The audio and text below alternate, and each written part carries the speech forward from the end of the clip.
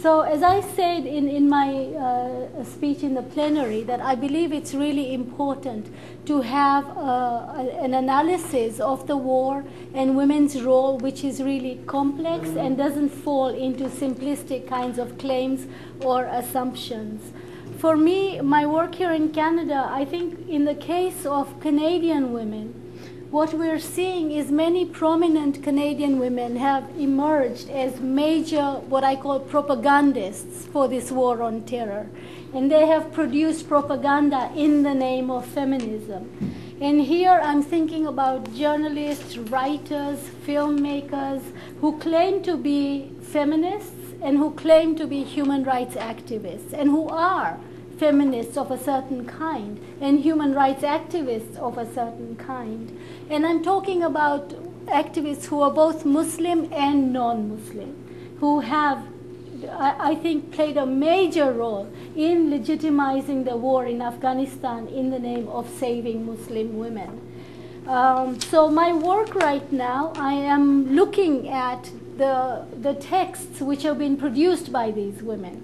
So for example, I'm looking at the journalist Sally Armstrong, who produced the documentary Daughters of Afghanistan. So I'm looking at what that documentary actually does, what kind of knowledge it produces about Afghanistan and the plight of Afghan women. I'm looking at Irshad Manji as well, who of course has, gained international prominence, both for the book that she's written, The Trouble with Islam, and also the documentary that she has produced, Faith Without Fear, which was actually broadcast as part of the America at a Crossroads series.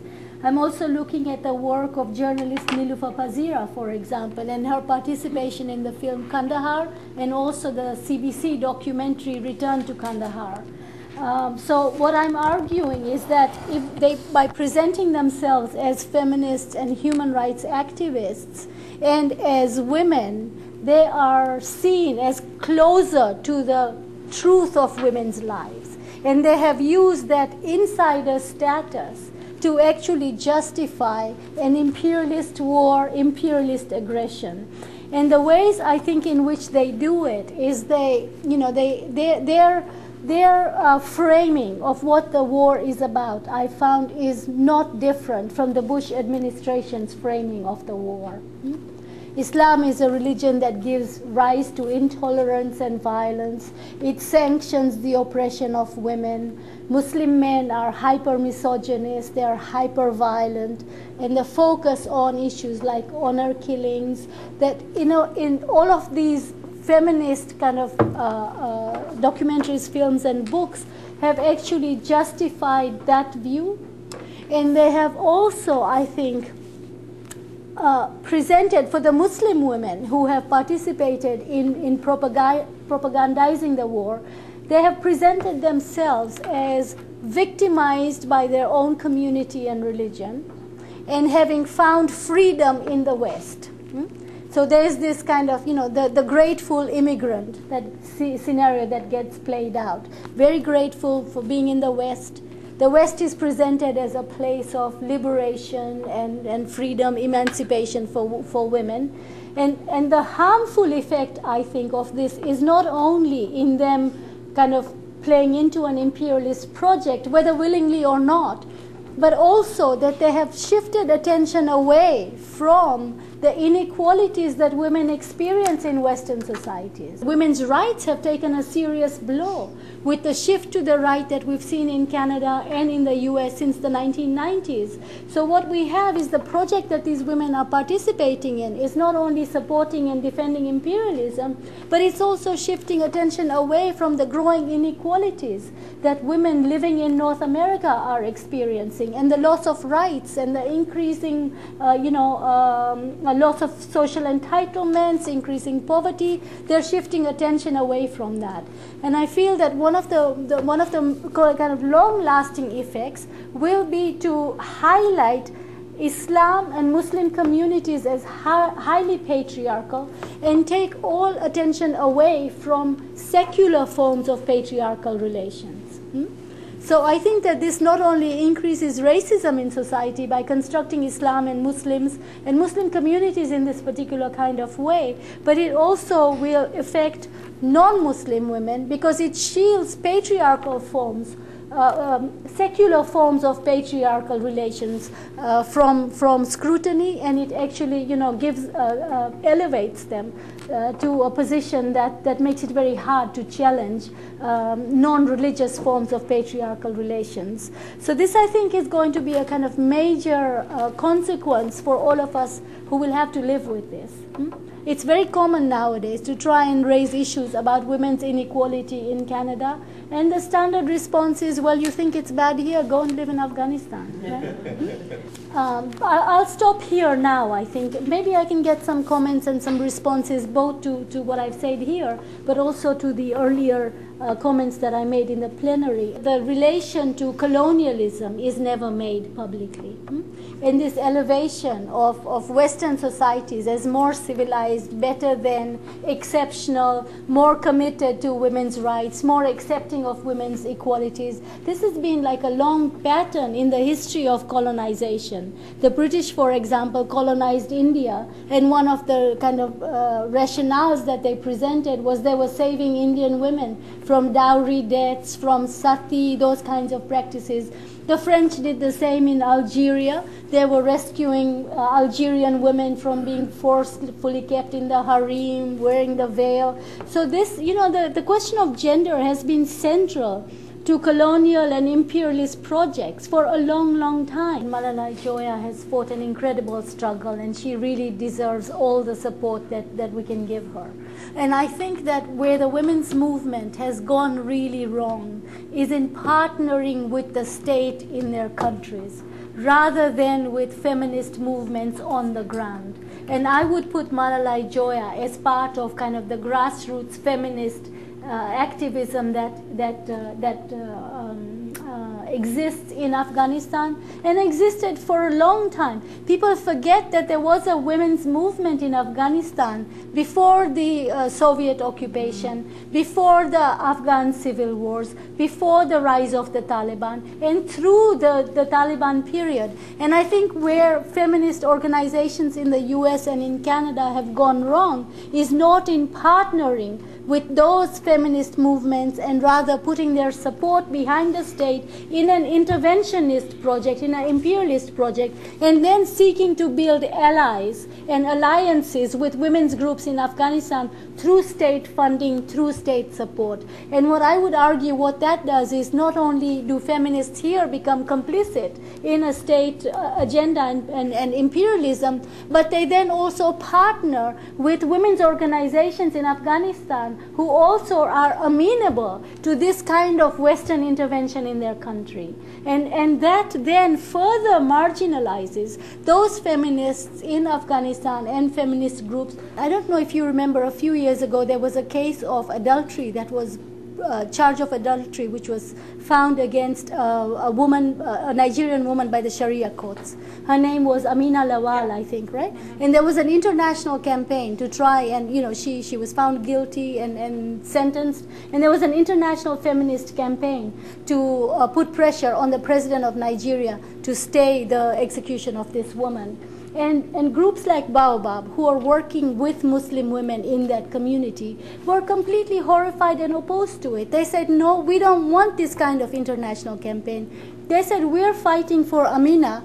We are using Sharia law to fight the Sharia sentence on her, right? We want to set a precedent within Sharia law that actually protects women's rights. And by putting pressure on the Nigerian president to just stay the execution, they said that's the worst strategy that any feminist could actually put forward.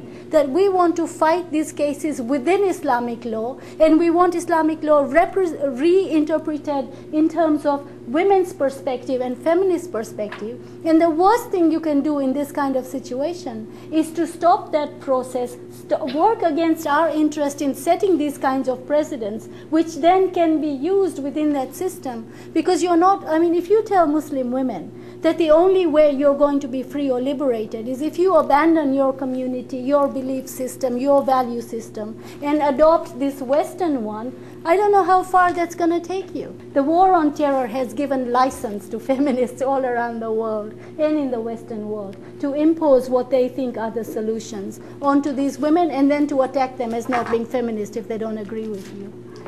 I mean, I think that when the proposal came for introducing Sharia law in Ontario, it came from one group. One group. It didn't come as a demand from the Muslim community. Muslims, there had been no large movement in the Muslim community to ask for Sharia law.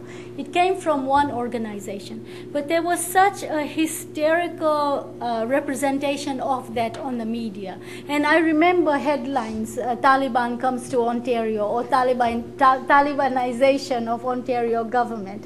It was so alarmist and so over the top that the end result was that many Muslims who had not wanted Sharia law found themselves in a position of having to defend it because it sparked off this hysteria against Muslims, against Sharia, and many people who would never have demanded Sharia law found themselves in a position where if they were to speak out against it, they were going to play right into this Islamophobia and demonization of Muslims.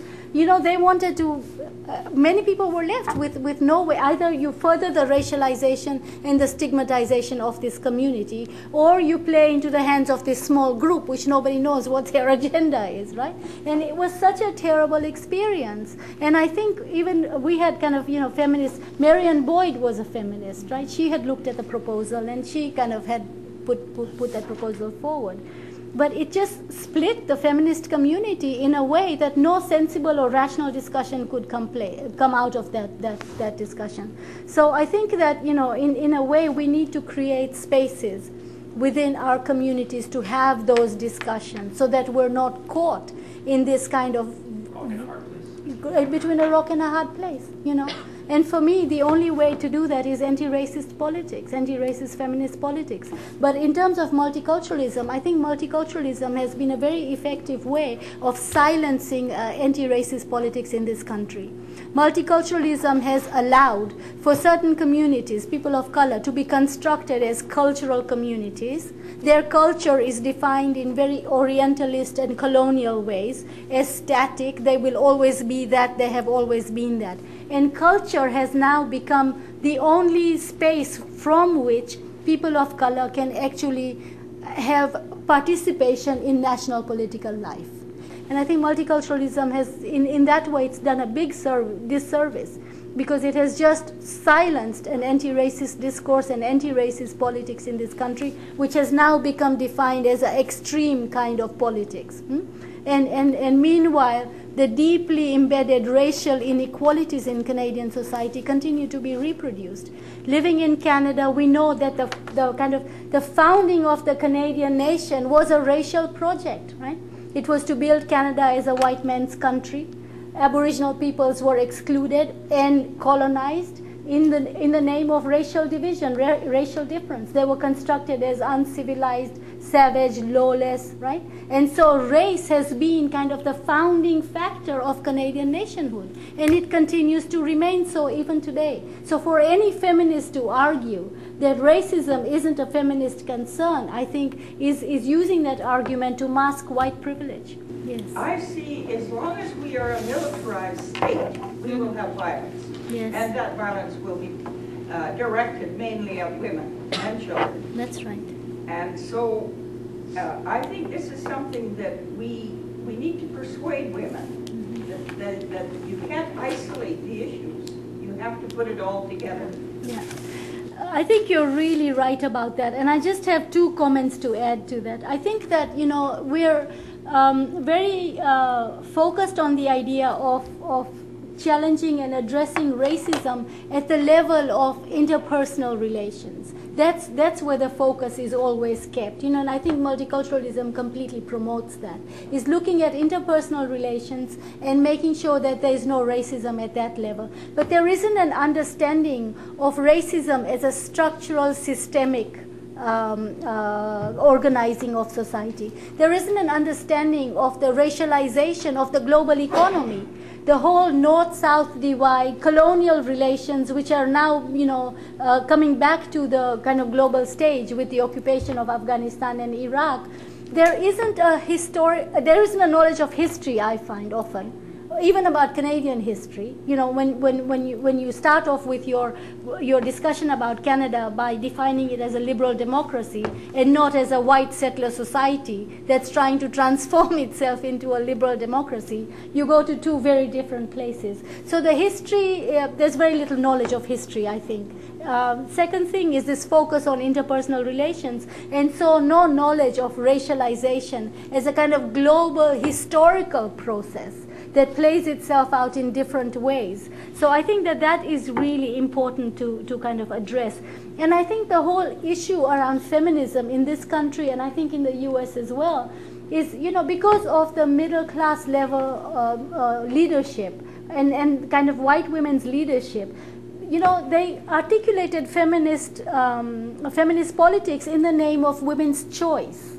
And again, it became a very individualized kind of politics, and this, the focus on individual choice and individual rights of women is such a bourgeois project, and yet feminism adopted that in such a large way, and feminist movements did. And I think we really need to move past that. And if there's this kind of, just to use a slight example, is what you're saying about how people get dismissed as religious fanatics, religious extremists.